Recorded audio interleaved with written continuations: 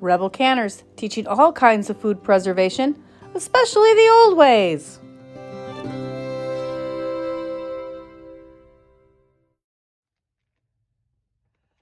Welcome back, Rebel Canners. I am still in love with this cookbook I found at the thrift store. And it has a recipe for growing mash for chicks. I just think this is pretty cool. So this is found in somebody's mother's recipe box, and I'm going to share it with you. 175 pounds of corn, I'm assuming cracked corn, 50 pounds of barley, 50 pounds of oats, 125 pounds of wheat.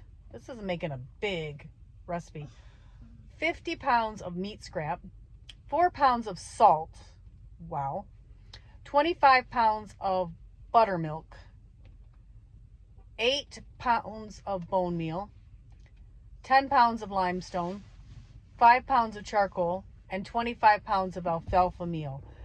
I'm glad I don't have to mix my own growing mash for chicks. But if I did, I'm also glad that I have got this recipe out of this to give me an idea. Wow. Just wow. Could you imagine if you had to do that for your chicks now? What people used to go through for their homestead.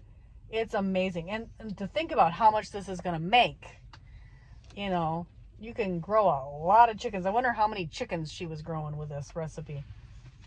But this is pretty amazing, and I just wanted to share it out of this book. I thought you guys would all get a kick out of it too, especially my homesteader families, friends out there. So, yeah. Wow. Just wow. Thank you, Rebel Canners. You have a great day and stay safe.